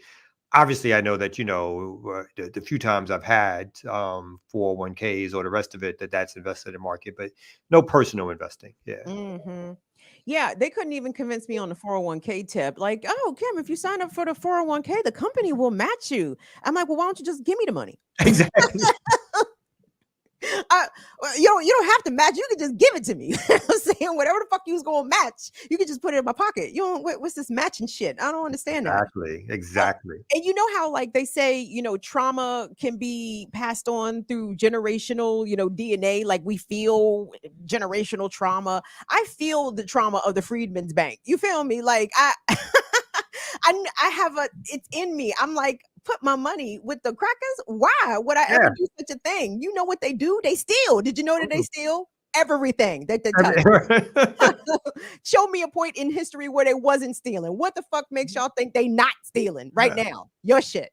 And if the market was so good for everybody, why everybody ain't got some money right now? Make it make sense. Make it make sense. The market that be crashing, that be losing all, everybody be going broke because of market crashes and you ain't got no money in it. Come on now. Come on. And I feel bad for these InvestFest attendees. I feel like most of them are like, you know, millennials and younger that really just think that their parents, and maybe some of their parents did make bad financial decisions, but whatever. But they were making the decisions based upon their circumstances, right? So it's not even so much that our folks manage money badly, as it were, and we didn't have no money to manage. You know what I'm saying? So you can't be too mad at the elders for not having, you know, all kinds of shit set up. It'd be nice, right? But even those that did try to plan, you know, I'm thinking about Malcolm X's people. Didn't Malcolm X, his mother was denied the life insurance that they had taken out on their father because they alleged that his father committed suicide when in fact he was murdered. So even our folks that attempted to do some sort of quote financial planning or estate planning, they were denied at every turn by the system. So we have to be a little bit more kinder to our elders and be like, well, why didn't they leave shit? I don't have no dog. It's America. Yeah. Black in America. So that it's set up for us not to have anything. So what's the alternative to a bank? You have to have a bank. Unfortunately, you have to have a. You have. Hey, my nephew is at the door. Let me go let him in real quick. So why are you up here asking? You got to just go off the screen, man. You up here asking questions for? If you can be banked, I mean, again, we have to survive this system, right? Yeah. You have to survive capitalism. So, I mean, yeah, a bank account, unfortunately, is one of those requisites. And the people in the what's it, the lumpen economy. Shout out to the lumpkins, but the lumpen economy, you know, they be unbanked and have to hustle. And even y'all niggas who was banked have to hustle. Like, come on, we can't be so judgmental. Particularly these days when you know cards rule, everybody got bank cards. Like cash ain't king no more. You got to have some kind of card. So, yeah, I mean, and again, like no one's sitting on nobody who tries to do some planning. Yes, of course you try to do. I tried to do some planning. You haven't. You try to take out insurance. You do some other things. All right. So you just come in. What are you gonna do? Oh, who this? This is my nephew right here, man. He in town, man. So I just wanted to let y'all know. What's going on, Neff? What's your name? What's your name? What's your name? Kofi is in the building. Born on Friday. That's right. Hey, so, happy early birthday, Virgo. Wonderful. Yeah. So that's it. You go sit down. Oh, Uncle Naka. You overproduce with your family. You overproduce. Just overproducing. My bad. Yeah. Anyway, what were y'all talking about? Money. Banks. Okay. Hustle. No, you were talking about banks, and then you just went off the goddamn screen, and then you came back. I didn't answer the door real quick, man. This is live. Yes, no, we all know that, nigga. That's not what I'm saying. We all know it's live. But we don't be bringing up banks and then getting off and coming back and demanding banks again. What's your point about banks, doctor? I'm just wondering, is there really an alternative? Like, it seems like we got to use these banks.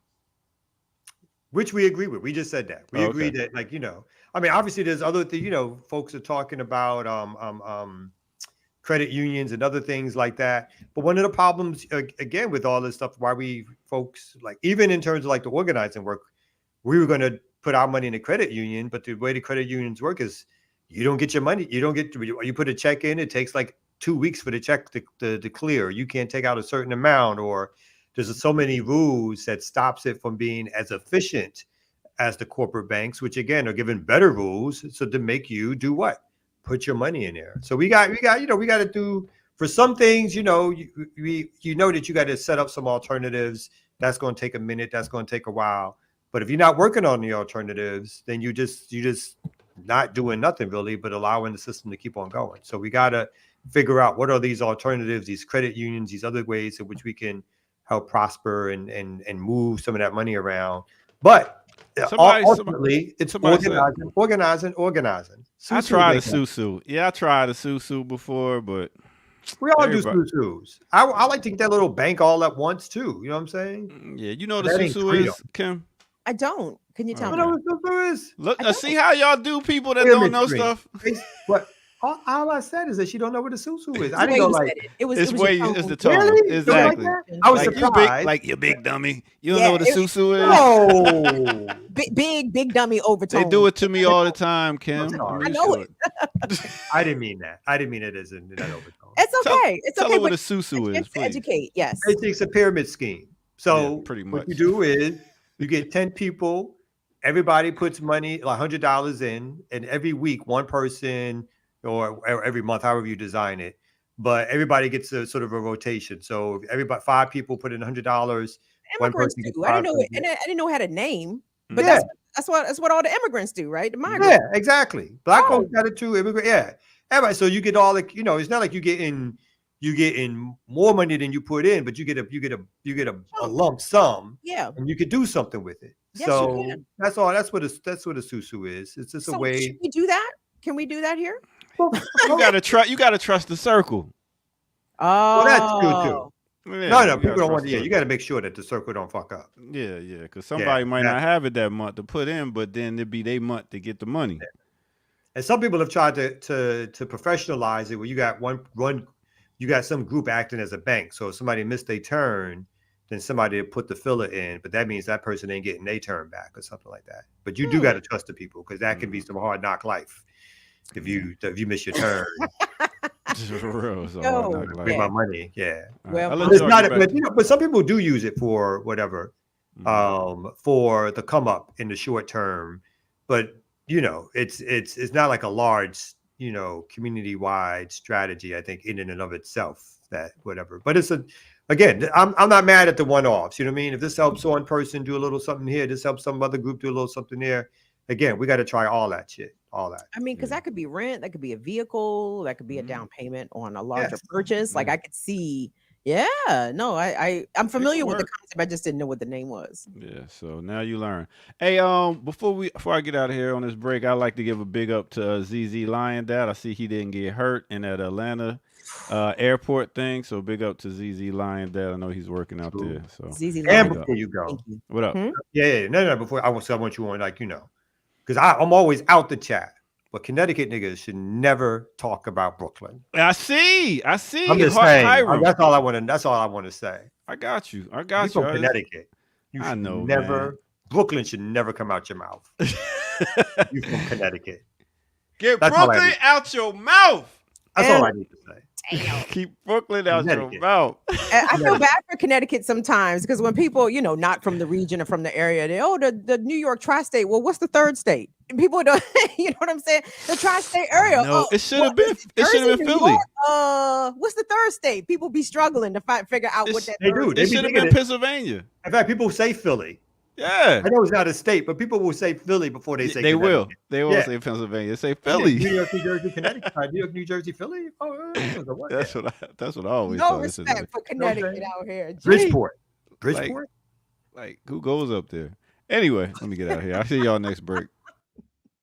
My boyfriend in high school was from Connecticut, and not from the hood part. And that was my only time to Connecticut. It was a little underwhelming. But I'm sure it's lovely. It's Connecticut, yeah. It's definitely underwhelming, yeah. All right, y'all. Black Liberation Media here for you. We got a couple of donations. I checked the box. You know what I'm saying? Appreciate the couple of donations. They don't pop up live on the screen, so we know you gave. Other folks don't. So want to thank y'all, the ones who did give. There's always time for folks to give a little bit more. We on here for another 35 minutes, so. Give me the loot. You know what I'm saying? So we can do some good things with it. I got another story pulled up. Can I do the story? Absolutely. This is a good story. So last week was the Democratic National Convention, which I really wanted to go to for the protests. I screwed up my own schedule, so it's my fault that I did not get to go. Need an But then- assistant. I probably do. But I don't like all that idea of an assistant. But then you be missing shit. you see, you see. But I'm okay with that usually. I'm like, if I make 6 out of 10, I'm like, it's a good week. Okay. Touche. Yes. You know what I'm saying? But a lot went down. And one of the things that did go down was that there was mass protests. But some of that protest, it wasn't at the level I think some people even thought it was going to be. Some people thought it was at a high level. But again, media did not cover the protest. There wasn't enough shit broken. So that's one reason why they didn't cover it, because there was like, oh, these protests are too peaceful.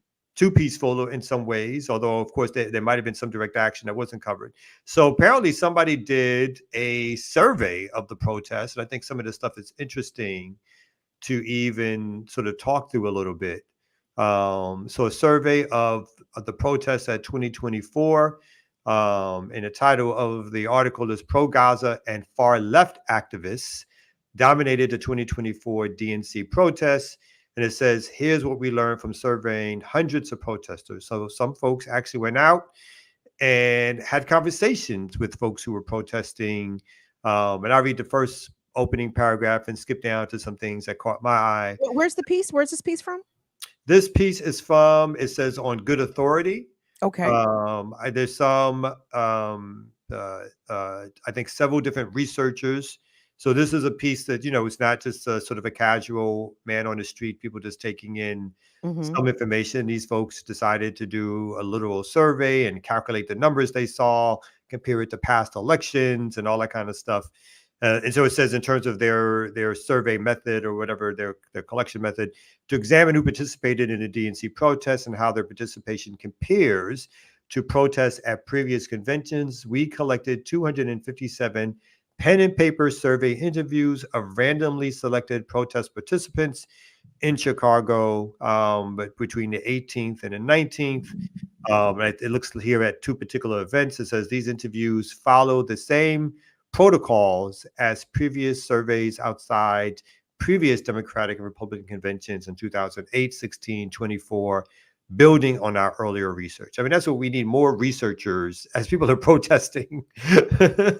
People are handing out like surveys for folks to be like, oh, why are you here? And all that kind of stuff. So they collected the numbers. Interesting. Of what they say took place and what were people's sort of mood, objectives. And so here, their first headline that they say is that DNC protesters were more issue focused this year than apparently in past years. And it says, we asked respondents to tell us what motivated their participation in protests this year. We gave them a list of 13 reasons to choose from and requested they select up to 3 of them. The leading reasons at this year's DNC protest was to express my dissatisfaction with the current U.S. political system, 67%, followed by to help make the world a better place, 56%, to express my views on a particular issue or issues, 48%. Okay. It says the largest number of protesters, it says a large number of protesters we interviewed mentioned the plight of the people of Gaza as of the respondents who wrote in a specific issue or issues. 82% mentioned Gaza, 17% supported women's reproductive rights, such as access to abortion, 6% cited LGBTQ issues, so forth and so on. So according to the survey, the attention to Gaza sort of dominated the reason why most people were at the DNC. And do you think that the DNC delegates took notice? Do you think the Harris Walls campaign paid attention to the tens of thousands of people out there in the streets directly protesting their policies in support of Israel's genocide of Palestine? Again, I think the Democrats are going to fall asleep on this issue. They are underestimating how pissed off people are about this and how willing we are to make the Democrats suffer a presidential defeat behind this issue and others. Yeah, nobody wants Trump to be president, but I don't want any of these fuckers to be president, to be honest.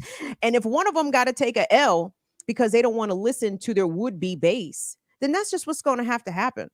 And I think the recent ruling with a judge allowing for Dr. West to remain on the Michigan presidential ballot, I think is actually going to be somewhat consequential. And that also could be a reason there were so many, not to say that the only reason, but obviously the proximity to Michigan could have been why so many people came to Chicago, right? Because there's many Palestinians and Arab Americans in Michigan, and that's 5-6 hour drive. So we could be right there. So I don't think that the Democrats are taking this as seriously as they should. And it's wild to me. I'm sorry not to cut you off, but no, you go, you finish. I'm sorry. They don't want to.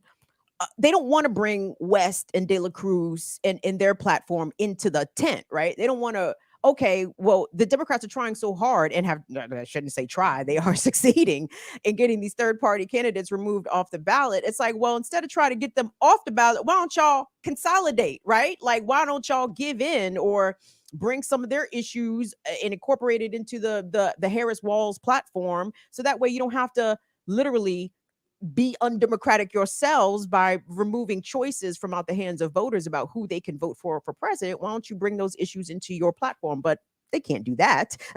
they can't do that. But it's wild. Your thoughts, Kamal. No, I think, and I want to go back. We'll continue on with some of the other findings. But I think that you're right. I think the Democrats have successfully marginalized the protest through their strategy of marginalizing left voices, even in their party. And I think this goes, obviously the Democrats are completely committed to the genocide that's taking place and are only looking for ways to bring cover for the genocide that they're paying for. They're not looking to stop it. They're not looking to derail it. They're not looking to minimize it. They're just looking to make sure that those who are voicing oppositional voices against the genocide have no power whatsoever to stop them from continuing to commit that genocide. And that's even voices within their own party who are not necessarily overtly against it, but who even question it, right? And we saw with the two representatives, Cori Bush and I think Bowman, who were challenged not by the Republicans. They didn't get defeated by Republicans. They were defeated by their own party and the Israeli lobby, with obviously with the consent and support of their party and their party leadership, to challenge these two folks who challenged the genocide that's taking place.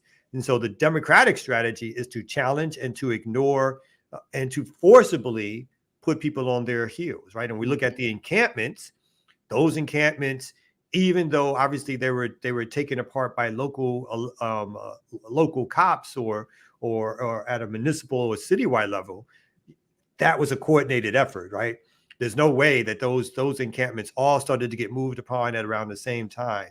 To me, that spells of national calls, national instructions from the larger Democratic Party base, telling all of these Democratic mayors in these local areas to get these encampments done with, out of the news, out of these colleges. And because we don't want to deal with that as we continue to perpetrate the idea that these encampments are anti-Semitic and so forth and so on. So I think the Democratic strategy is to push off, destroy, arrest, demoralize the base of support for Gaza, and at the same time to control the narrative. And again, they have people who are helping them out, because even the folks in the uncommitted, area of Michigan and who had something going with saying all these folks, until they came out with stronger policy on Gaza, that they would not commit themselves to voting for Biden at the time and or Kamala now. Those folks have soft pedaled their reaction to what's happening in Gaza, and they've made statements that are not like, we're not voting for you. We want you to do better, and then we will vote for you, basically has been their message. And even as as the Democrats has told them, fuck you. We're not going to do better. But you still going to vote for us, right? You still better not say nothing bad. And so they safely corralled these, I think most of the demonstrations, which were big, by the way. These weren't small demonstrations, but they were corralled. They were successfully organized to make sure that the disturbances were minimal. And any disturbance that did happen wasn't really covered on national news. And so the other thing that the news has used, they've been successful at now, is saying, we're not going to cover the things that we don't want the larger public to see. There may be people taking actions of direct action and civil disobedience. We're just not going to cover it. So all that to say is I completely agree that the Democratic strategy of ignoring when necessary, when putting cash to knock people out when necessary, when using the police when necessary, has been effective in some ways in minimizing the amount of anger that's out there against their party. And again, the smartest move they made when they saw how ineffective Joe Biden was going to be was to remove him, and to whoever at that point was going to be the person. I don't think there was a complete buy-in that it was going to be Harris at the beginning, but they knew for sure that Biden could not stand up to any questioning or even get some words out to challenge, to push back against any policy issues, and that they needed a more effective spokesperson to get out the word around their genocide, and to challenge Trump. And I think they went ahead and did that. What's wild about okay, so I'm looking forward to when Kamala Harris has to sit down with an interviewer, and I think it's going to be CNN's Dana Bash. And I know the question that is not going to get asked about what's happening here regarding the pro-Palestine demonstrations is the question that should be asked is, for all the thousands of people that have come out in support of Palestine and against the Israeli genocide, can you tell them what would be different? What do you think would be different about the situation if Trump were to be elected versus if Kamala Harris were to be elected? And the answer is nothing. There is going to be no fundamental difference on Israeli policy on arming Israel, regardless who gets elected. And I think most people probably know that by now, right? But I'm sorry, I have successfully drawn a blank. I had something in my head and now it's gone. So No. I'll fill in the blank until you get it back, because you brought up Dana Bash. Yeah. And so the fact, and again, let's look how slick this is. The fact that Dana Bash, an open Zionist reporter, is for CNN, the supposed neutral, the most so-called neutral or middle road media outlet there is, mainstream media outlet. Dana Bash and her questions will be geared towards not how to stop the genocide, but how to stop the terrorists from hurting Israel. All of her questions are going to be geared to get answers which will be sympathetic towards the Israeli white supremacist cause, not to challenge her stance on stopping a genocide. And so even the media's slickness and how they will make sure that the questions go so that she won't, again, not that she has any different viewpoints anyway, but that the questions will be geared to make sure that they are done, that they're given and answered in such a way which furthers the narrative that Israel somehow is under attack by the indigenous people of the land itself, right? Almost as if the U.S. cavalry was under attack by the indigenous people. So that's the way the questions will be answered, will be asked and answered in the first place. And that's how the media operates. To your point, I remember what I was going to say about the dystopian coverage of the protests. It was like it wasn't even there. It was like it wasn't happening. And I said this on my show for people that watch, watch us from outside the United States. You have to know that you probably got better coverage of the DNC protest in your country than what Americans received in America, where the shit was actually happening. And it's even worse than smearing the protests, Kamau, because what we saw was outright erasure. Fuck even bother trying to portray them badly. You know what I mean? As these riotous, anarchists and these people that are, bent on destroying property. No. They gave minimal to zero coverage. That shit wasn't even there. And to me, that's way more insidious, like way more evil, way more showing how much they are trying to distort reality to folks, and that's very scary, extremely scary stuff. No, I think so also. And then the other thing, at least according to this survey, which could have spoken to why there wasn't more disturbance, and I do think having Joe Biden at the very end leave the race as president and replaced by Harris probably had some impact on this. But you also had, according to this survey, said most protesters did not want to hurt Democrats' chances this year. And I found that part of the survey surprising. And it said one might assume that the protests against the party's convention are intended to reduce the likelihood that that party will succeed in the upcoming election. And it says, if this assumption is correct, then it is puzzling why advocates for peace in Gaza or abortion rights would want Democrats to lose in 2024. Wouldn't Republican victories be more damaging to their cause than the Democratic success? We're not so sure about that. But it said, but stopping the Democrats wasn't what propelled most protesters at the DNC, or we at least should say, according to their surveying. In asking about the motivations for protests, we gave respondents the options of choosing to help prevent a candidate from winning this year's presidential election. An exceptionally low percentage of respondents, only 2%, selected this options. This year's DNC protesters, for the most part, were not out to prevent Kamala Harris from becoming the next president. And it says here, and I'll wrap up with this part, that the protesters at the 2024 DNC were significantly less interested in damaging a presidential campaign than was the case for any of the other 5 conventions that were observed prior. So again, they did comparisons with prior years. And it says that, let me see. What was the part? It says, not only did many protesters not aspire to stop the Democrats, many of them said that they plan to vote for Kamala Harris. Approximately 35% of DNC protesters intended to vote for Harris, which was significantly more than the 15% that supported Clinton in 2016.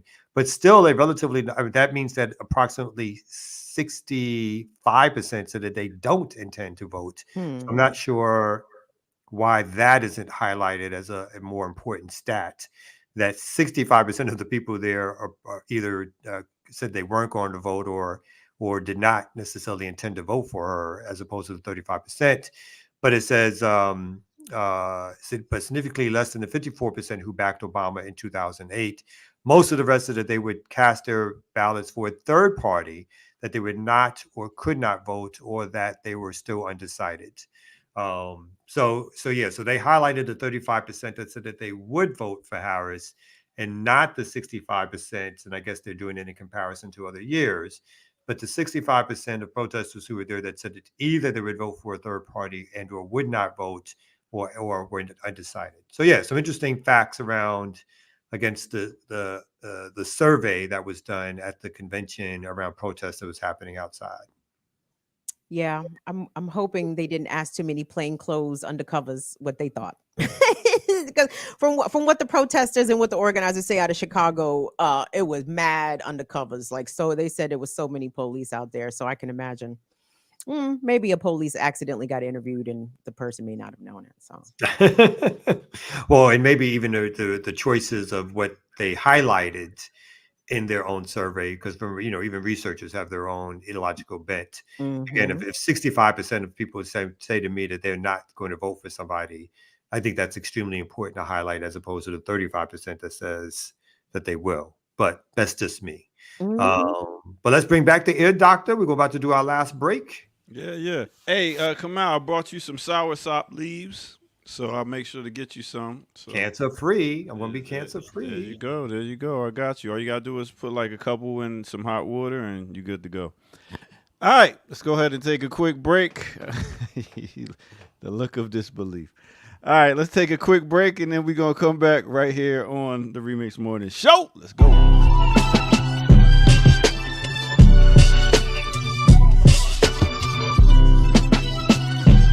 All right. So it's time to talk about something new. Actually, this came out July 19th, but I'm just getting on it. It's a new album. I wanted to do a review on it. Is Stimulus Package 2 by Freeway and producer Jake One. So let me put you on to this new album right here.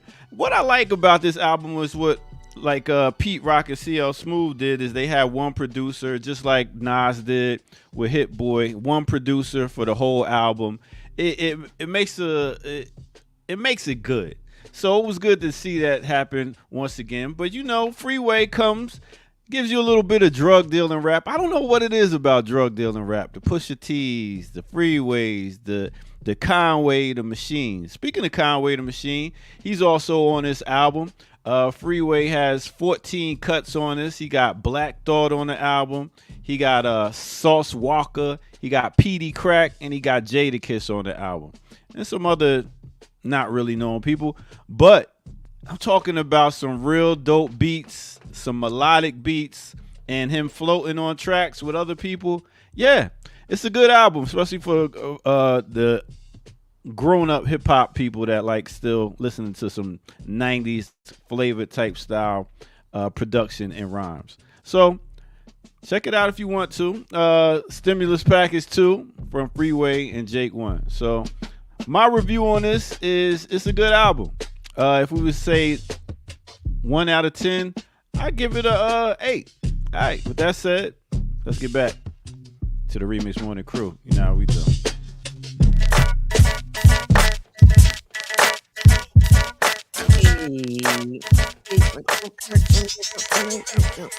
I'm in the hood when you're gambling.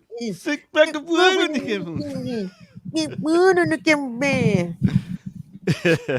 didn't mention not a Nas song. No way. What is it? One song that jumped out at you? You were like, "Yo, this one is a banger." I like Keep Winning. I mean, the whole album got good songs. I mean, like beats and everything. But I like the Keep Winning with Black Thought. The fact that he got him, and I like the one he got with Jadakiss, Ringing. So those are two that stuck out. And Conway the Machine, Time. So I always like, yeah. I'm going to switch the top. You know what I do to prevent cancer? What do you do? What I do is buy CMOS. Okay, from where? Community Movement Builder. Nice plug. Community CMOS. We're back up on the market.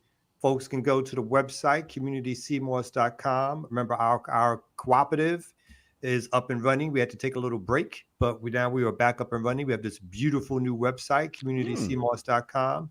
So when I want to stop cancer, I take dry, we got the dry, we got the gels. Okay. So that's what I do. So when you put it in your smoothies? Put it in the smoothies. Your smoothie. Yeah. Again, does it, but basically that's how it happens. Yeah. So where does the sea moss come from? Where is it sourced? I think the sea. You're going to say the sea? There's lots of seas, though, my brother. The Sea of Gibraltar? Like, what sea we talking about? The Caribbean Sea? What sea we talking about? We get ours from the Caribbean. Yes, we get ours from mainly from Jamaica. Is where we source our sea moss. Nice. But y'all should do that. Y'all should get your hands on some sea moss. Yeah. If y'all want to cure cancer, take sea moss. That sounds accurate, right? I mean, it helps.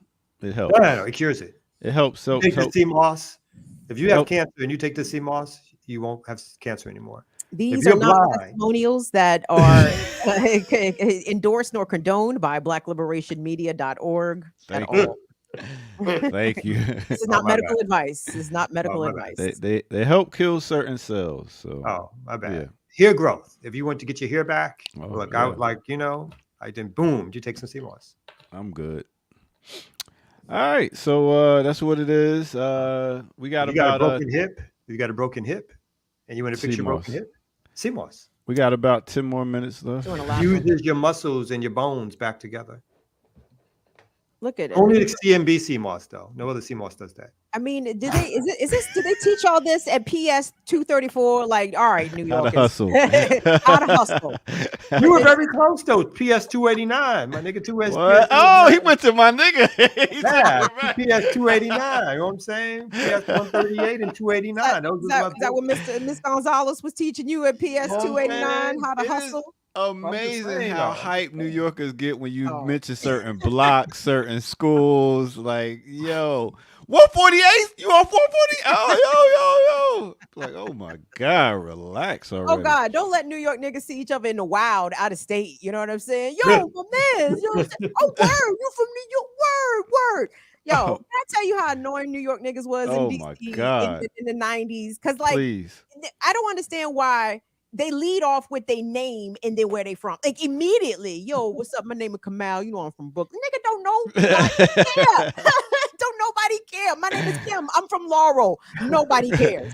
Cause Nobody in, cares about cause that. in Brooklyn, we don't even do. You know what I'm saying? It's Yo, When you say you're from Brooklyn, you got fans all over the world just by saying that. get out of here. Let's be real though. Yeah. Brooklyn, And then- boom. And then New York niggas is quick to tell you while they are out of state how it goes down in New York. Yo, I don't know what they do around here, Exactly. yo, but in New York, yo, in New York, son, it don't be That shit like don't that, fly son. like that in New York. Brooklyn, you don't Yo, let that shit go like when that. It'll go down like that. when I had my pizza place, we used to tease extra New Yorkers when they came in there. One of my other people that was making pizza, we'd be like, "We got an extra cheese. We need an extra cheese. Extra New York." That's what we call. That was our code for extra New Yorkers. Extra That's a cheese. code for being jealous. Yeah. No. Yo, son, let me get one of them slices with extra cheese, Gord. I'd be like, oh, got you, my man. Big up to New Yorkers, man. Hating. The extraness. Hating. Please. You How want do to be you more Brooklyn? You want to be more Brooklyn? Yeah. Community CMOS. Community CMOS. Okay. Make you more Brooklyn and Jamaican immediately At the same time. At the same time. Class. All Gonna right, tangle so, with Jamaican Brooklyn Jamaicans. so I guess a bunch of DCers would be like Slim all the time, like how New Yorkers say son. Slim, Joe, Mo. Slim, Joe, and Mo. Slim, y'all big thing? Y'all say in the DC area? Yeah. Like, yo, Oh, Slim? y'all want to hear something? Anyway, anyone remember the comedian Ralphie May? He was a white guy, big Mhm. fat white guy, funny as shit. Anyway, Ralphie's a transition. Anyway, me and Ralphie got into it one day on Twitter, and I was trying to explain to him something. I'm like, Slim, and he was like, oh, now you're making fat jokes now. I'm like, no. Ouch. That's hilarious. Slim. Everybody is slim around here. You know, Slim, Joe, Mo, what else? Bama. I don't know. Down south is Shorty, Folk, Ken, Twin. Those are the names right now. Mhm. Yeah. Shorty? I do Shorty? Shorty. Shawty. Yeah, but I got that Shawty. from Brooklyn from like 20 years ago. And Nigga, shit. please. They've been saying that down that- south. I got that from It was both. Brooklyn. It was Nolan's. hey yo Shorty, but it's Yeah. Shorty. It's Shawty. Shawty. Yeah. But I got Shawty with that, an yeah. A. Yeah. No. Yeah. With an accent. Yeah, you stole it with an accent. That's cool. I don't think so. And added an A. So Added. You said your man passed away. You know, if you don't want to die, if you want to come back from life, Wow. from death, what should he life do? from death, community CMOS. You should have woke your ass right up. From the dead, B. From the dead. All right. Now, speaking of, since we talk about donations, you can see right at the bottom of the screen, blkliberationmedia.org. And we don't mean to beat y'all on the head, but I don't understand. I don't think y'all understand that we are actually demonetized. Like, we doing this for like don't for understand. We mere broke. coins every week, like getting up and making sure y'all are entertained. Are y'all entertained? Crickets? Okay. I don't know. How many Just people saying. are watching? Are we back on Facebook? Do we? Yeah, I mean, yeah. do we? All right. Okay, We got good. 363 watching right now. You said we are back streaming on Facebook, though. Yes, we are. Oh, wonderful. Okay, and nobody watching on Facebook? I don't know. I don't really. Does anybody use Facebook to watch anymore? Aunties I and feel uncles. like it's like just a vacant. It's like nobody just wants to take their Facebook pages down. So you just leave them up, and every 3 months you may go to be like, oh, Facebook kind of thing. Yeah. You go see whose birthday it is. It's good on helping you remember whose birthday it is. I was talking to somebody, my man, and they were predicting the end of Twitter or X by the end of this year. Hmm. They're literally thinking the assumption is that it's going to fall down completely because so much money is being lost. Well, I'll tell you what's falling down, the West End Mall. When the last time you been over there, Kamal? Oh my goodness, it's like I've been- three I've been- shops. It's yeah. like 3 shops in there still. Yeah. No, That's it's basically what Twitter is now. Yeah. Yeah, Mm. I think it's going to Prime be a. gentrification. I think it's going to be a Target or something like that. So They already tried once to sell it off, but then there was community protest actually about it because they sold it off. They was going to put some huge hotel there. You can see it was like it was such an overt gentrification plan that even that couldn't pass muster. It was like if y'all been to, folks who know about Atlanta, you've been to the West End. They've been trying to gentrify for years, for decades, literally. But there's still a section of working class Black folks that are just holding on to them stores, and they're looking for that one big gentrification project to be the anchor that settles in there, that moves all the other property in that way. And I think the mall is going to be one of those targets that's like, yo, that's scrap this. It's almost like they've been trying for years to get the underground. Like, even though nobody goes there, it used to be this huge spot, I guess, that cats used to go to, but nobody goes there no more. But they're looking for those one big anchor gentrification projects, and I think the mall is what they're trying to target. Well, Morris Brown about to get that hotel money from all them hotel people, because they coming and getting all that land right over there by Morris Brown. I forget the name of the hood. It was a real hood. I forget the name of it. But yeah, because they getting that whole what is it, hospitality education coming there. So, but you know what? If you don't want to forget anymore, you know what you should do? What should you do? You should take community CMOS. Okay, and that way, memory is perfect. It's like it brings you back to a point of like a photographic memory. Yeah, because then I would remember like how. Yeah, you didn't knew that already. How you Kim not forgot anything. too. All right, well, don't forget to tune in at 11 o'clock since we got about 3 minutes before we get out of here. I got to go change my outfit and stuff like that. I can't be rocking the same shit. So come back at 11, and we're going to get into it. In case y'all didn't know, let me put y'all on real quick. We're going to be talking about Lewis Thunder Thumbs Johnson. So, Thunder Thumbs. All right. We got anything going on this weekend, Kamal? No, I won't be here. I'll be in New Orleans this weekend. Oh, I'm jelly. So we might be starting number 9, CUNY Movement Builder chapter. Some discussions. So I'll be there a little bit on Saturday, a little bit on Sunday. So yeah. That's my weekend plan. That's dope. Okay. Lucky you. All right. I love New Orleans. It's one of my favorite places. There you go with Lucky. What? I mean, luck. I mean, buena suerte. You understand how much luck and good spirits It's have like- are part of our culture. We wish people good wishes. We wish Luck you is like blessings, saying that guidance, is like what protections. when haters say it must be nice. You know what I'm saying? Like it is lucky that it happened to you instead of it happened to you because you deserved it. You know what I mean? That's how I look at it. Isn't that Maybe luck? I'm wrong. I isn't Not that luck? deserve. Luck is not deserving. You put in work and then you get it. Luck is like, oh, you got picked out of randomly. There's a lot of lucky motherfuckers in the world. I mean, that's not act like luck. Everything is not purpose. Everything about life is not because you work hard. I mean, that's that bootstrap shit. It's like it's not. There's a lot of things that happen to people that we can't describe why, what, when, how. So We just had a documentary about Fred Douglass, right? Becoming Frederick Douglass. And Frederick Douglass said that while growing up as an enslaved child on Maryland's Eastern Shore in Talbot County, out of all the slave children on the plantation, he was the one picked to go to Baltimore. And he said that one event, he believed, changed the trajectory of his life. It was luck that he was chosen. You don't think? Yeah. he's like, he was I just prepared. don't like the word. Kim, what you got going on this weekend? Well, I want to thank everybody because not only has Burn It Down with Kim Brown surpassed 1 million views on YouTube, just Nice. recently got to 6,000 subscribers. So I like to thank everyone that has pushed a button on our behalf. Thank you. Thanks to the folks that showed up last night for my Twitch turn up. We did Big Luther. I did a Big Luther playlist. It was great, of course, because Luther is impeccable, amazing, you know. It's so amazing.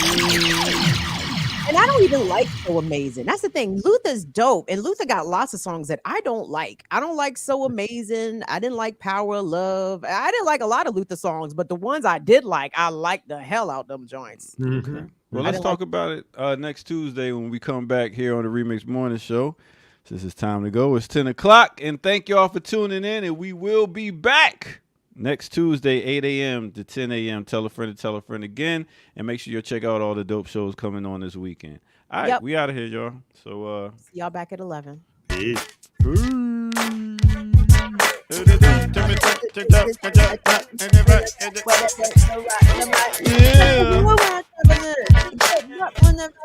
Boy, that's when you don't know the lyrics, boy.